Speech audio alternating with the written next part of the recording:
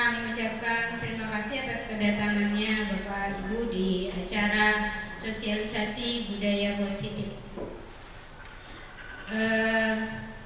Yang terhormat Bapak Kepala Sekolah SMP Negeri 6 Martapura, yang kami hormati seluruh Dewan Guru SMP Negeri 6 Martapura. Puji syukur kehadirat Allah Subhanahu wa Ta'ala, karena dengan limpahan rahmatnya, rezekinya kita bisa berkumpul hari ini untuk menyemangati Ibu Misnah. Kemudian salawat dan salam tak lupa pula kita haturkan kehadirat Nabi besar kita, Nabi Muhammad SAW. Untuk acara hari ini, acara sosialisasi budaya positif CGP Angkatan 10 SMP Negeri 6 Martapura, yaitu Ibu Misnah, merupakan kebanggaan bagi kita semua. Seluruh Dewan Guru SMP Negeri 6 Martapura bisa menjadi tamu di sosialisasi budaya positif Ibu Misnah. Mudah-mudahan aura-aura positifnya ini bisa tertular juga untuk kita semua. Kepada Ibu Misnah kami persilakan. Udah. Untuk memulai acara hari ini, marilah kita berdoa untuk mengambil hikmahnya. Mudah-mudahan acara ini berjalan dengan lancar. Kepada Bapak Jairin kami mintakan kesediaannya. Pada Pak Jairin kami persilakan.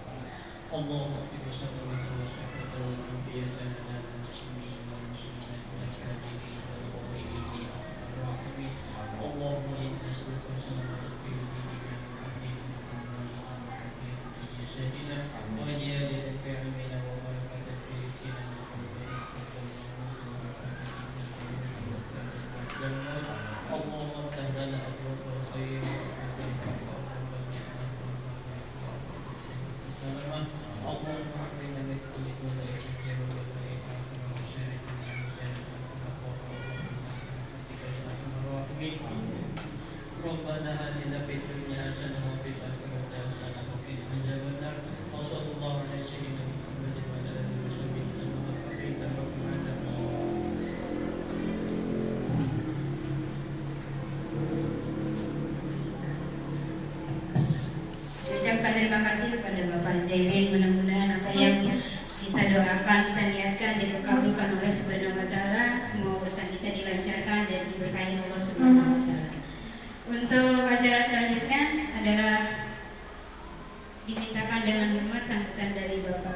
Sekolah SMP Negeri 6 Martapura boleh dibacakan, persilakan. Bismillahirrahmanirrahim. Assalamualaikum warahmatullahi wabarakatuh. Alhamdulillahirrahmanirrahim. Wassalamualaikum warahmatullahi wabarakatuh. Programnya adalah budaya pos. Salawat salam mudah-mudahan senantiasa tercurah ke hadirat junjungan kita Nabi besar Muhammad sallallahu alaihi wasallam. Allahumma shalli alaihi. Salawat salam kita juga mudah-mudahan sampai kepada keluarga, sahabat, serta pengikut setia beliau dari dahulu sekarang di akhir zaman. Terima kasih pembawa acara. Rasa di bandara.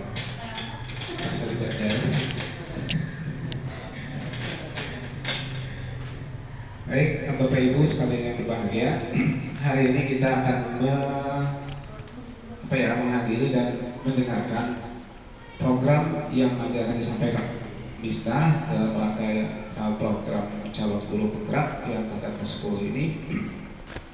Dan mudah-mudahan program ini juga bisa terus dilaksanakan dan bisa meningkatkan positif di sekolah kita. Nah ini bagus, penting juga karena budaya bagus, budaya positif itu insya Allah akan meningkatkan kinerja kita dan juga meningkatkan kemampuan peserta didik kita. Dimulai dari kita, guru, karena guru lebih guru dan ditiru, gitu ya. Jadi ada hal-hal yang memang kadang ditiru oleh siswa kita. Dan ini budaya positif juga bagus. Jika kita melaksanakan budaya-budaya positif, tentu anak-anak juga akan melihat dan secara tidak sadar juga mungkin akan meniru kita.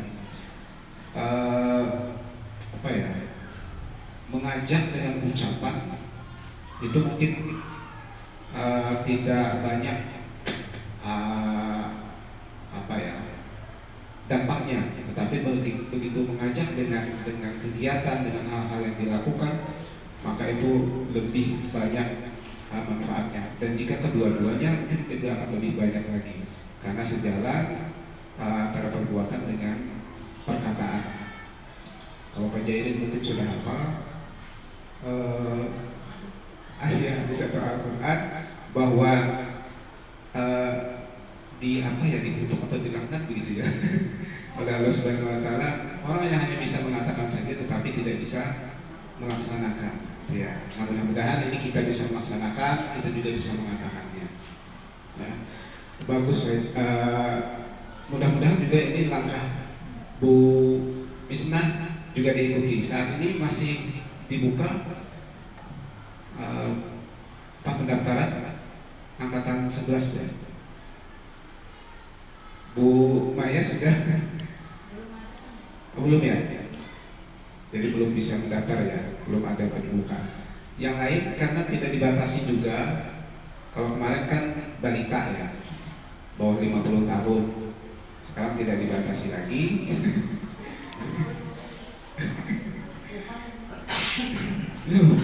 Jangan kepada Tuhan. Tuhan itu identik dengan batuk, kuhuk-kuhuk ya. Bayaran, memahami, nganilu, ya jangan. Ya pada aja umurnya 70 misalnya. Karena bapak ya. Yang jelas selama masih guru gitu ya, kita masih tetap diminta, dituntut untuk meningkatkan kompetensi kita. Karena zaman semakin kesini semakin kesana, semakin kesini semakin luar biasa gitu ya. Anak-anak juga menjadi luar biasa. Mungkin teknologi lebih bisa mereka mungkin daripada kita ya. Mereka hal-hal yang dicoba-coba lalu mereka mungkin bisa. Kalau kita kadang coba-coba takut gitu ya. Tapi alhamdulillah diam-diam dicoba-coba dan sedikit dipaksa gitu ya. Bisa menggunakan Chromebook sudah ya. Bisa sudah aplikasi-aplikasi di Google gitu ya. Alhamdulillah, karena ada saja yang ketika ditawari pindah ke SMP 6 takutan ya, ada yang takutan gitu ya. Kawannya Bu Dindi mana ya, ada yang takutan kawannya Bu Dindi. Ya takut. Kenapa ya takut enggak ya? Karena itu tadi zaman setiap saat akan berubah dan kita dituntut untuk menyesuaikan zaman. Kita menyesuaikan. Kalau pembelajaran dengan teknologi ya kita sesuaikan dengan teknologi. Tapi juga tidak terlalu teknologinya. Jangan lupa main-mainnya. Karena kurikulum merdeka ya lebih banyak bukan main-main sih, gembira ya. Anak-anak belajarnya gembira, ada yang didapatkannya ketika pembelajaran. Jangan juga tegang, kalau tegang ya anak-anak juga. Tapi sekarang acara TV-nya masuk ke kamar anak-anak, ya lewat HP, YouTube dan seterusnya. Nah ini juga perlu kita juga menyampaikan akibat-akibat dan dampak-dampak negatif dari itu, walaupun juga ada dampak positifnya. Itu aja Bapak Ibu ya, bisa panjang banget sama kemarin nih, padahal udah positif. Mudah-mudahan ini bisa kita laksanakan di sekolah kita untuk meningkatkan budaya positif di sekolah kita. Dan selamat kepada Ibu Misna sudah sampai sejauh ini.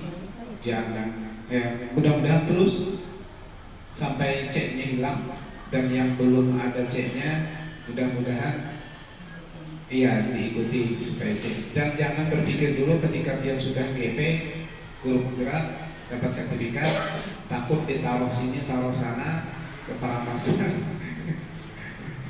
ya, dan sebagainya. Jangan dulu berpikir. Nanti disampaikan beliau mudah-mudahan menjadi bekal untuk kita memajukan SMP Negeri 6 Martapura lebih bagus lagi dari yang sekarang. Kepada Ibu Misna kami persilakan.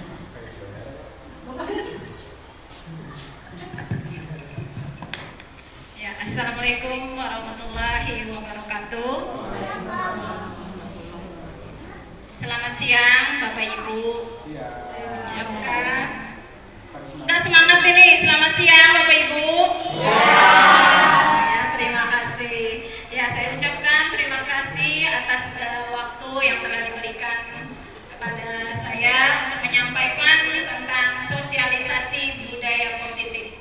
Yang sudah kita ketahui bahwa selama ini sudah kita laksanakan, dan saya di sini hanya untuk menyampaikan apa yang sudah saya dapatkan untuk pendidikan sebagai guru penggerak.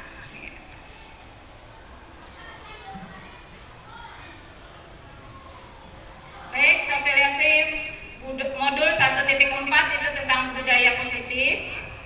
Terima kasih saya ucapkan kepada Bapak Kepala SMP Negeri 6 Martapura dan kepada Dewan Guru SMP Negeri 6 Martapura yang bersedia hadir untuk pada hari ini. Langsung saja, konsep inti budaya positif ini akan terbentuk apabila ada disiplin positif, posisi kontrol, motivasi, kebutuhan dasar manusia, segitiga restitusi, dan keyakinan kelas. Dan saya paparkan topik yang pertama tentang disiplin positif dan nilai-nilai kebajikan universal. Nah,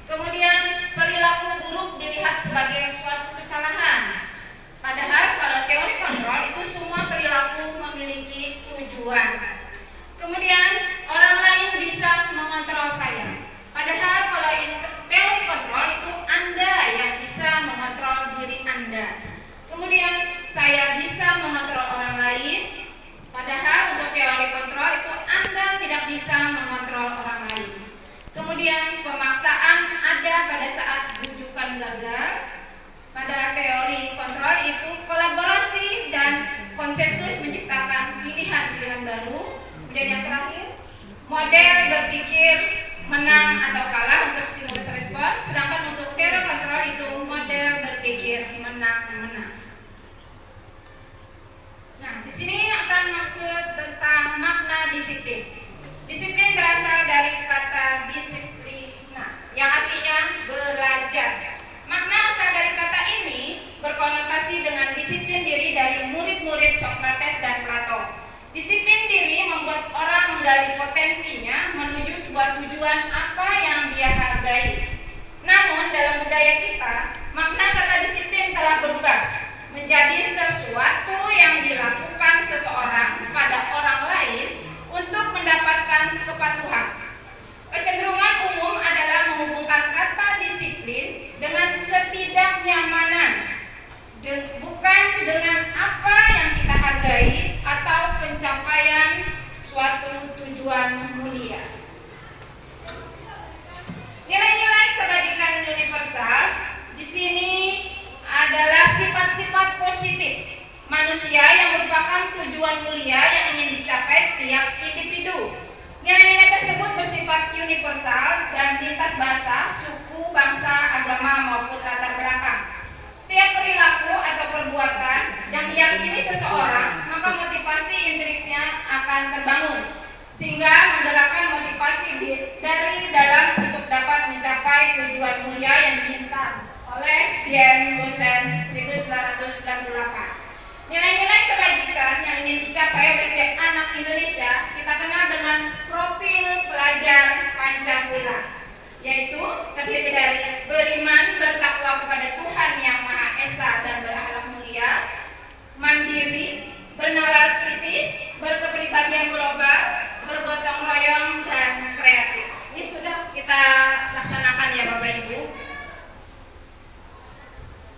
Kemudian topik yang kedua, teori motivasi, hukuman dan penghargaan dan restitusi. Di sini untuk motivasi ada 3. Yang pertama, untuk menghindari ketidaknyamanan atau hukuman. Jadi seseorang itu melakukan motivasinya karena menghindari ketidaknyamanan atau hukuman. Kemudian yang kedua, motivasinya itu untuk mendapatkan imbalan atau penghargaan dari orang lain. Jadi sesuatu berbuat atau melakukan sesuatu itu karena adanya ingin imbalan atau penghargaan. Yang ketiga, yaitu untuk menjadi orang yang mereka inginkan dan menghargai diri sendiri dengan nilai-nilai yang mereka percaya. Ini adalah motivasi yang kita harapkan baik bagi diri saya sendiri dan juga bagi anak didik kita. Kemudian, hukuman dan penghargaan itu oleh Alfie Kohn, yaitu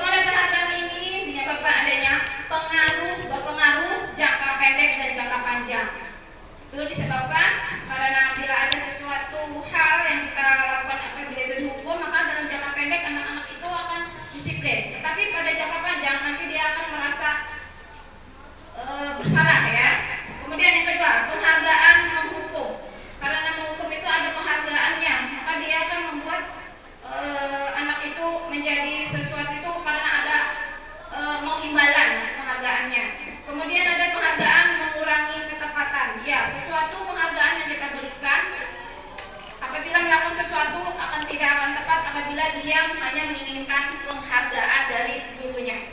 Kemudian ada penghargaan yang tidak efektif. Ya, penghargaan tidak efektif itu bagi siswa akan berdampak sesuatu yang akan kita berikan tidak efektif untuk kehidupannya. Terakhir, penghargaan merusak hubungan. Ya, sesuatu yang kita berikan penghargaan bagi siswa yang tidak mendapat penghargaan, maka akan berpikir bahwa sesuatu yang dia lakukan itu hanya untuk penghargaan. Padahal itu yang tidak baik ya. Selanjutnya, perbedaan hukuman dan konsekuensi. Di sini ada hukuman dan konsekuensi.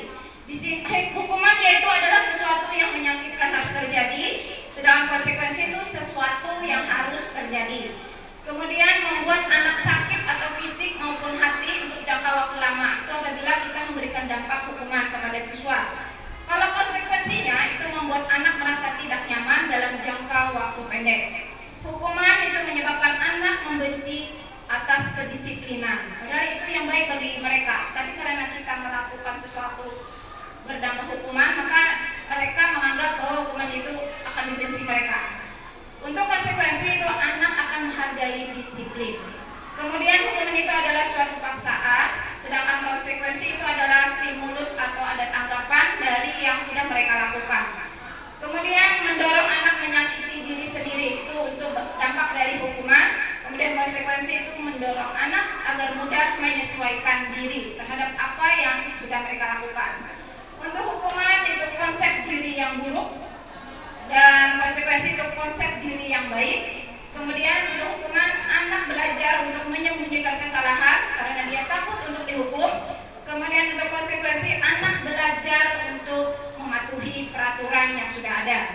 Terakhir, marah, rasa bersalah, dipermalukan, merasa tak dihargai itu adalah perasaan dari anak-anak didik kita apabila dilakukan adanya hukuman. Kemudian kalau konsekuensi itu adalah kehilangan hak, dibuat tidak nyaman, diasingkan untuk sementara saja. Nanti akan kita kembalikan posisi anak itu kepada mereka, kepada kelompok mereka. Nah, kita masuk ke tentang apa itu restitusi. Restitusi adalah proses menciptakan kondisi bagi murid untuk memperbaiki kesalahan mereka sehingga mereka bisa kembali pada kelompok mereka dengan karakter yang lebih kuat. Restitusi juga merupakan proses kolaboratif yang mengajarkan murid untuk mencari solusi untuk masalah mereka dan membantu murid berpikir tentang orang seperti apa yang mereka ingin menjadi tujuan mulia dan bagaimana mereka harus memperlakukan orang lain. Nah, ini yang Bapak Ibu bisa kita laksanakan untuk selanjutnya nanti di restitusi. Ini kita memberi kesempatan kepada anak untuk melakukan proses kolaboratif, mengajak anak untuk mencari solusi atas permasalahan mereka sendiri. Nah, di sini ada identitas gagal apabila kita melakukan hukuman. Kemudian kalau identitas sukses itu mengenai disiplin, itu ada konsekuensi dan restitusinya. Di sini saya contohkan untuk hukuman itu adalah sesuatu yang menyakitkan harus terjadi, konsekuensinya itu sesuatu harus terjadi, sedangkan restitusi merupakan pilihan. Kemudian misalnya pada hukuman itu peraturannya adalah titik-titik kamu harus titik-titik. Sedangkan kalau konsekuensi kita bisa seperti ini. Apa peraturannya? Mampukah kamu melakukannya? Terima kasih, itu adalah konsekuensinya apabila anak melakukan suatu pelanggaran peraturan. Sedangkan kalau restitusi, itu apa yang kita bisa katakan kepada anak-anak seperti ini. Apa yang kamu yakini? Apa yang bisa kamu lakukan untuk memperbaiki masalah ini? Sehingga akan berdampak, kalau untuk hukuman itu berdampak negatif. Nanti murid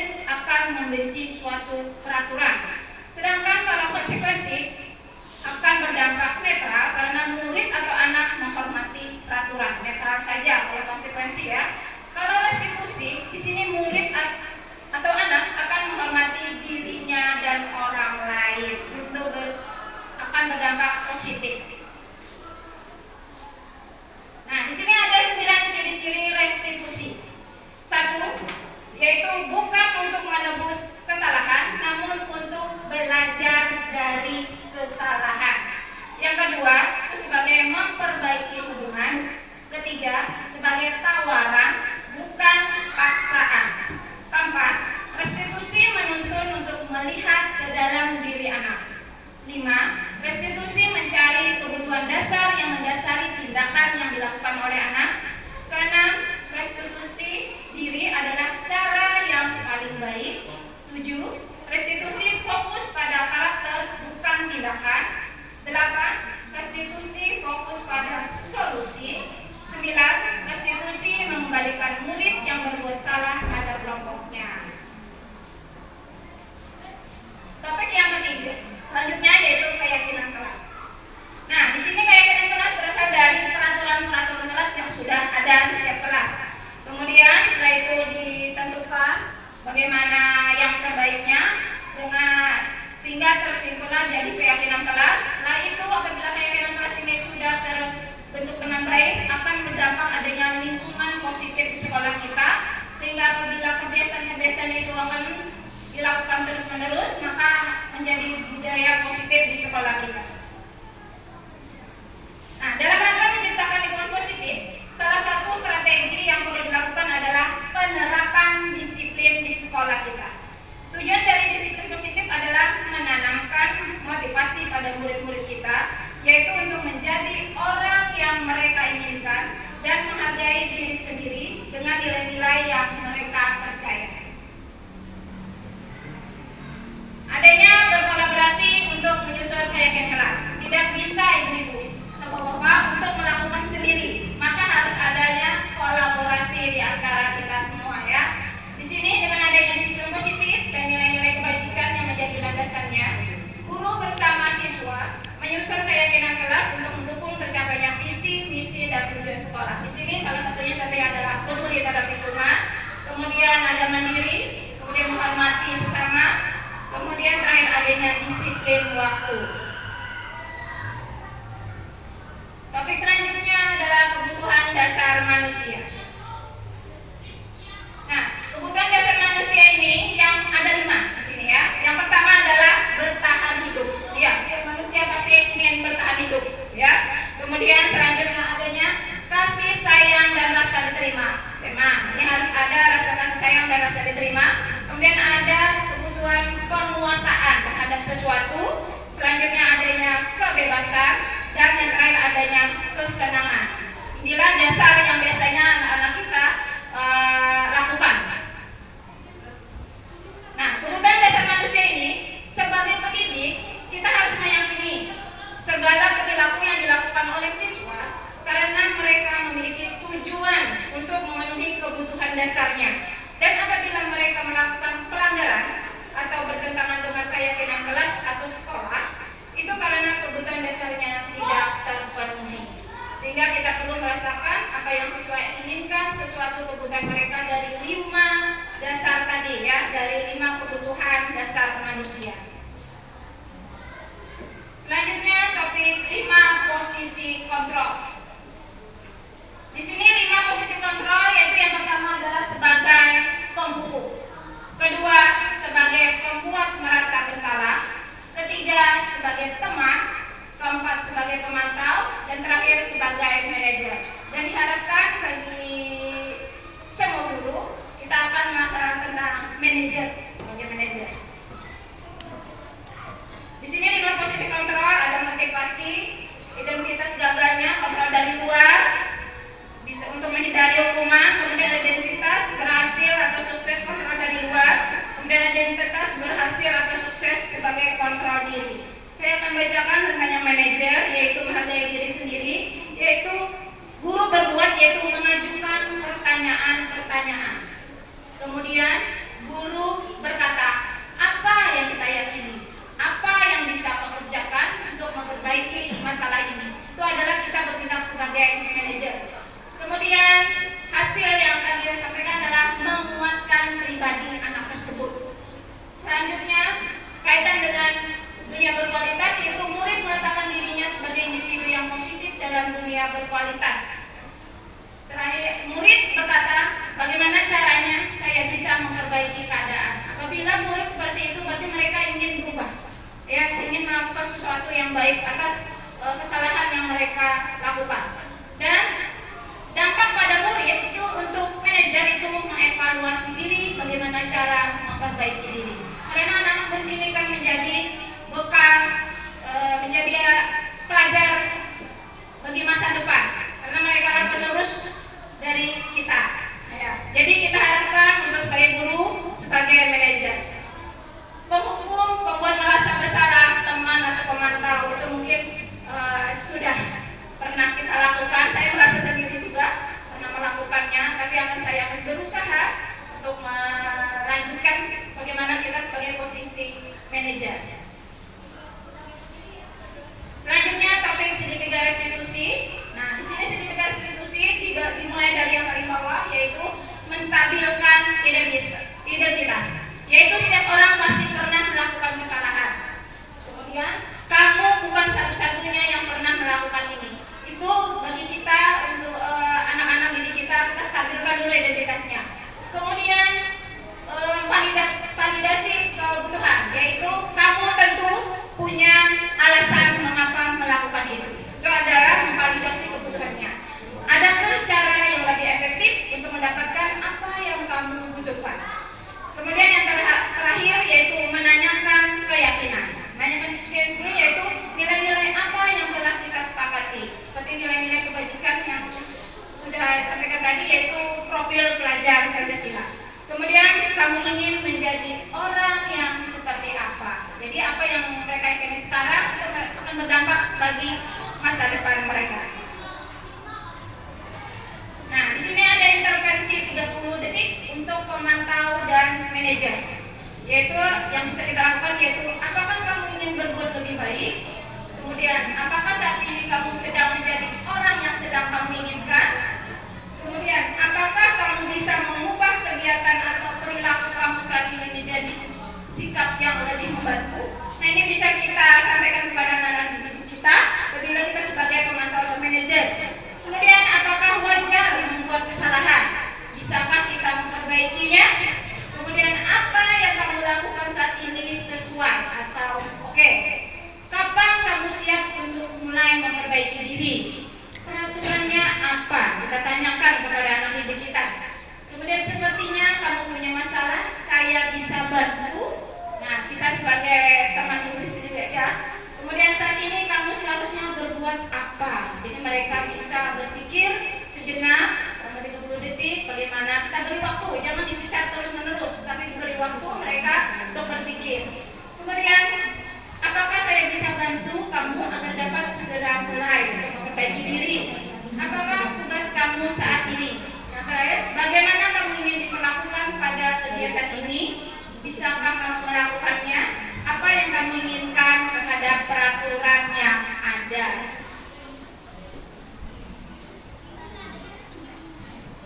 Nah, di sini disiplin positif dari teori kontrol teori pilihan oleh Dr. William Glasser, yaitu Anda tidak bisa mengontrol orang lain, hanya Anda yang bisa mengontrol diri Anda. Untuk melakukan adanya makna disiplin, yaitu belajar kontrol diri dengan menggali potensi kita agar tercapai tujuan mulia, yaitu sesuatu menjadi seseorang yang kita inginkan berdasarkan nilai-nilai yang kita hargai. Semua perilaku memiliki tujuan. Tujuannya karena adanya teori motivasi. Tadi sudah disampaikan, teori motivasi yaitu ada untuk menghindari hukuman, untuk mendapatkan imbalan, kemudian untuk menghargai diri sendiri. Menghargai diri sendiri ini dengan adanya mengetahui nilai-nilai kebajikan universal, sehingga akan terjadi adanya keyakinan kelas. Kemudian ada model berpikir menang-menang, kolaborasi dan konsensus menciptakan pilihan-pilihan baru. Ada 5 posisi kontrol terhadap guru. Kemudian ada sebagai penghukum, pembuat rasa bersalah, teman, pemantau, dan manajer. Dilakukan dengan segitiga restitusi, yaitu menstabilkan identitas, validasi kebutuhan, dan menanyakan keyakinan. Sehingga realitas kebutuhan kita berbeda, kita berusaha memahami pandangan orang lain tentang dunia. Setiap orang memiliki gambaran berbeda, tidak bisa disamakan ya Bapak Ibu.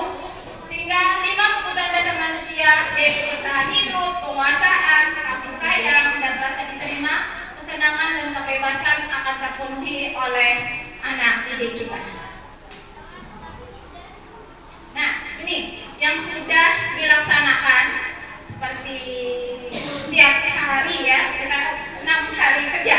Yang pertama ini piket harian, saya ambil beberapa foto, kemudian yang lain mungkin tidak terdokumentasi, tapi ini menjadi acuan agar kita melaksanakan piket harian dengan merasa tidak keterpaksaan.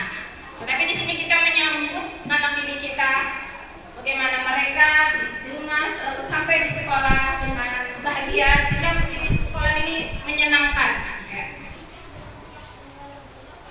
Kemudian adanya kegiatan literasi, di sini sudah dilaksanakan kegiatan literasi setiap 15 menit setiap harinya, dan baru-baru tadi kita melaksanakan adanya perpustakaan keliling, ya, kunjungan dari perpustakaan daerah. Nah, ini kita melihat bahwa anak-anak didik kita itu perlu juga ada penyegaran bahan bacaannya menjadi lebih banyak lagi. Ya. Kemudian adanya kegiatan rasa nasionalisme. Ini kalau kita pupuk ya, setiap Senin sudah kita laksanakan dengan baik, upacara bendera maupun hari-hari pahlawan dan sebagainya. Kemudian ada kegiatan keagamaan, ada Isra Mi'raj, Maulid Nabi, kemudian Batamat bagi yang ke-9, kemudian adanya sholat berjamaah, ya, dikondisikan lagi sehingga lebih baik lagi. Kemudian adanya acara Arba Mustaqim sebagainya juga. Kemudian adanya pesantren kilat. Kemudian ini kita peduli terhadap kesehatan, yaitu kebersihan diri dan lingkungan sekitar, adanya kita kegiatan bersih-bersih. Kemudian adanya senam, ya, yang dilakukan baik murid dan kemudian dewan guru, kepala sekolah juga melaksanakannya. Jadi mudah-mudahan bagi yang lain bisa berpartisipasi lagi. Kemudian adanya dari kerjasama dengan puskesmas, ya, tambah darah untuk siswi kita. Kemudian adanya UKS untuk menuju sekolah sehat, mudah-mudahan akan tercapai. Nah, ini yang sudah dilakukan tentang keyakinan kelas. Saya melaksanakan di kelas 7C, ya, bersama-sama dengan dewan guru juga kemarin. Di sini kita memaparkan dulu bagaimana itu keyakinan kelas. Di sini untuk 7C, kemudian diberikan arahan kepada anak-anak didik kita apa yang mereka yakini, mereka tuliskan di kertas, kemudian mereka menempelkan di depan. Setelah itu dibacakan apa keyakinan-keyakinan yang akan diterapkan di kelas tersebut. Nah, di sini segitiga restitusi sudah juga dilakukan oleh Bapak Ibu, di mana kalau pertama itu kita menstabilkan dulu, stabilkan identitas siswa, kemudian validasi kebutuhan dan meyakini suatu keyakinan, sehingga apabila diperlukan sesuatu itu untuk pemanggilan dari orang tua, maka akan dilakukan, sehingga memperbaiki sikap dan perilaku anak didik kita. Ini yang sudah saya terapkan untuk kasus ini, untuk restitusi, yaitu kemarin kasus tentang menggunakan HP tanpa izin. Kemarin sudah dilaksanakan. Kemudian ada juga yang melakukan alat-alat laboratorium digunakan dengan tidak semestinya, sehingga diberikan pemahaman bahwa alat-alat laboratorium itu dijaga dengan baik karena sesuai dengan prosedur langkah kerjanya, sehingga mereka akhirnya sadar, paham dengan apa yang sudah dikatakan. Nah, ini yang paling penting Bapak Ibu, adanya kolaborasi di antara warga sekolah. Biasanya kita melaksanakan adanya rapat dinas, kemudian ada kolaborasi dengan pihak luar, dan ada juga kita kolaborasi di komber atau komunitas belajar kita. Dan bisa juga kita lagi duduk santai di depan piket, sama-sama membicarakan bagaimana untuk kelangsungan dalam sekolah kita, bagaimana keberlangsungan di sekolah kita.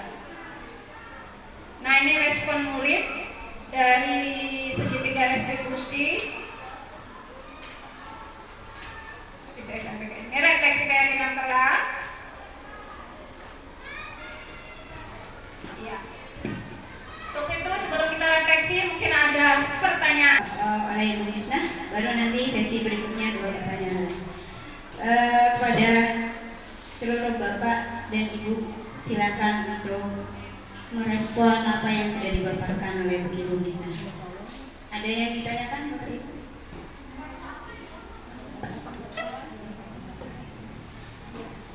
Ibu Wilja.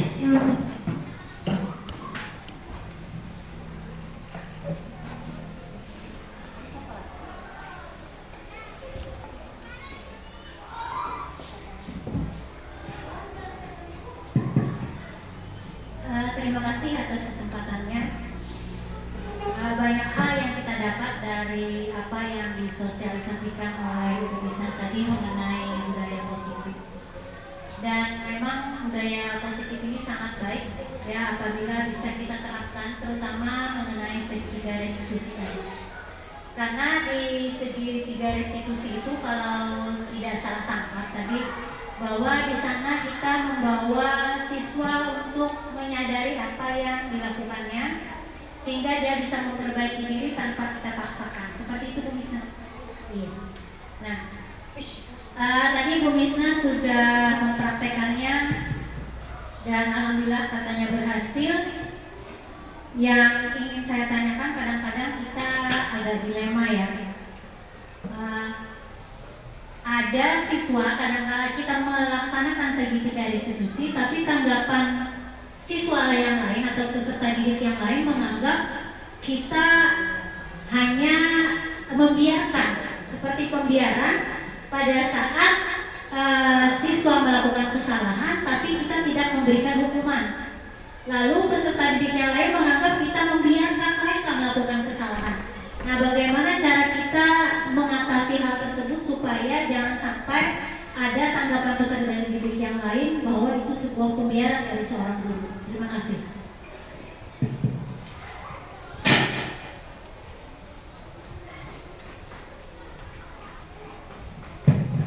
Mau langsung ditanggapi Ibu Misnah? Silakan. Atau satu pertanyaan lagi? Langsung dulu ya. Boleh. Silakan Ibu Misnah. Ya, terima kasih atas pertanyaan dari Ibu Wilda. Ya, memang benar ya, apabila kita melakukan segitiga restitusi itu dianggap oleh anak didik bahwa kita melakukan pembiaran apabila tidak dilakukan hukuman. Ya, memang mereka melihat bahwa kita tidak melakukan tindakan ya, padahal sudah kita memberikan pembimbingan secara langsung, secara tatap muka pada mereka sendiri. Nah, itulah kita tetap memantau ya, tetap memantau anak didik tersebut apabila dia melakukan kesalahan lagi. Itulah adanya masih tetap sebagai pemantau, adanya kerjasama dari guru-guru atau warga sekolah yang lain, sehingga kita tidak hanya untuk satu guru saja untuk melakukan segitiga restitusi itu atau melakukan pembimbingan terhadap guru tersebut, atau dalam hal ini biasanya kita menitik beratkan kepada guru yang mengajar bimbingan konseling ya. Padahal itu tindakannya untuk semua guru ya. Memang bagian untuk pembimbingan mungkin lebih lebih mumpuninya kepada guru yang mengampu bimbingan konseling. Tetapi tidak hanya itu Bapak Ibu, kita sebagai guru juga bersikap membimbing, mengarahkan anak-anak, menuntun anak-anak kita bagaimana mereka nanti di masa depan mereka mereka meyakini apa yang sudah mereka yakini. Sebagai profil belajar Pancasila itu adalah gambaran ya bagaimana anak didik kita di masa mendatang. Jadi kita sebagai Dewan Guru saling bekerja sama, mengarahkan, menuntun anak untuk sesuai dengan kodratnya, kodrat alam dan kodrat zamannya. Memang zaman sekarang teknologi yang makin canggih, kita harus tetap membimbing mereka, menuntun, mengarahkan mereka ke arah yang baik, yang sudah diyakini bahwa nilai-nilai kebajikan yang sudah ada. Kita harus menguatkan, jangan membiarkan tingkah laku yang tidak baik kita diamkan saja. Jadi kita harus sama-sama, adanya kolaborasi ini yang perlu kita lakukan. Mari kita sama-sama bekerja sama, setiap orang memiliki perannya, dan perannya itu untuk apa? Untuk anak didik kita sendiri. Nanti bisa juga kan berdampak untuk mereka di masyarakat. Bagaimana kita membimbing anak didik kita di sekolah SMP Negeri 6 Martapura. Demikian mungkin Pak. Ya, terima kasih pada kesempatan ini kita diundang di sini untuk mengikuti sosialisasi dari Ibu Misna, calon guru penggerak angkatan 10 ya. Di sini hal baru yang saya dapatkan, kita di sini tadi menjadi guru sebagai manajer, sebelum menjadi manajer juga sebagai pemantau. Nah selama ini mungkin pribadi lah, kebanyakan kita tuh pada level 1 tadi penghukum, kebanyakan penghukum, dan yang itu biasanya kita kebanyakan di situ, sehingga anak tuh kadang-kala tidak kita beri kesempatan untuk mengungkapkan apa sebenarnya permasalahan yang mereka hadapi. Nah, berarti kita di sini untuk yang seterusnya apa yang harus kita lakukan selanjutnya, berarti kita harus mencoba untuk melakukan perubahan, meninggalkan yang selama ini berarti kurang pas yang kita lakukan. Nah, jadi kita mencoba ke arah bagaimana seorang manajer, kita juga artinya memahami sedikit. Pertama kita harus memahami dulu bagaimana mungkin si anak kenapa dia melakukan itu. Berarti kita paham, lalu kita arahkan untuk mereka ke arah yang lebih baik. Kita tunjukkan yang sebenarnya istilahnya pilihan lah istilahnya. Nah, ini pilihannya kamu mau kemana? Yang kamu nanti misalnya milih jalan ini kalau kamu teruskan, nah dampaknya ini. Berarti itu yang harus kita kuatkan untuk anak-anak. Nah, selain itu juga ya tadi mungkin peran kontrol selama ini kita sebenarnya selalu mengontrol. Kadang peran kontrol itu pun kadang kita ada merasa bosan atau jenuh, kadang kok kita mengingatkan anak-anak kok kayak kada pernah ditanggapi. Kita kan kadang supaya anak perempuan sekarang memakai jilbab, nah mungkin yang banyak itu tidak sesuai, dan masih banyak memperlihatkan rambut. Kadang kita setiap itu selalu menegur, tapi kadang-kala mereka terus mengulang, dan kita di sini sebagai pribadi kadang kita sebagai pribadi harus selalu mengingatkan lagi.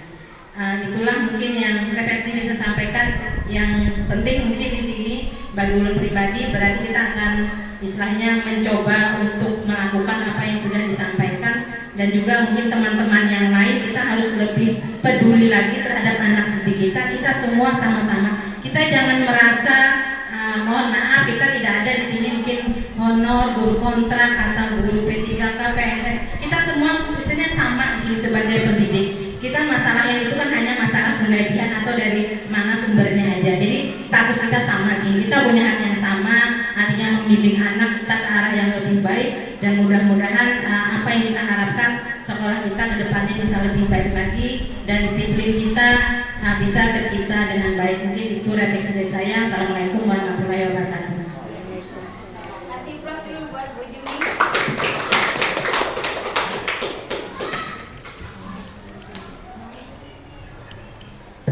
Ya, terima kasih Bu Jumi atas refleksi yang diberikan. Mudah-mudahan sekolah kita SMP Negeri 6 Martapura kedepannya semakin maju, semakin banyak yang meyakini bahwa ketika orang tua peserta didik menitipkan anak-anaknya ke SMP Negeri 6 Martapura akan menjadi lulusan yang sesuai dengan visi misi kita. Visi misi kita adalah berakhlak mulia, berkualitas, inovatif, dan berketerampilan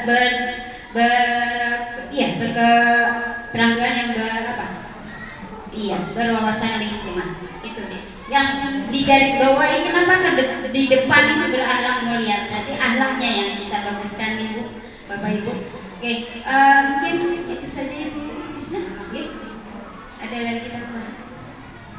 Ada lagi yang mau menambahkan? Oke. Karena tidak ada yang menambahkan lagi, maka untuk acara sosialisasi budaya positif CGP Angkatan 10 Ibu Misna SPD kami akhiri sampai di sini. Terima kasih atas segala partisipasinya. Terima kasih kepada Bapak Kepala Sekolah SMP Negeri 6 Martapura yang sudah berkenan hadir, dan juga kepada Ibu Misna, semangat terus. Tularkan semua orang-orang positif yang ke kami yang belum CGP. Insya Allah tertular besoknya ya. Terima kasih. Wabillahi taufiq wal hidayah. Wassalamualaikum warahmatullahi wabarakatuh. SMP Negeri 6 Martapura.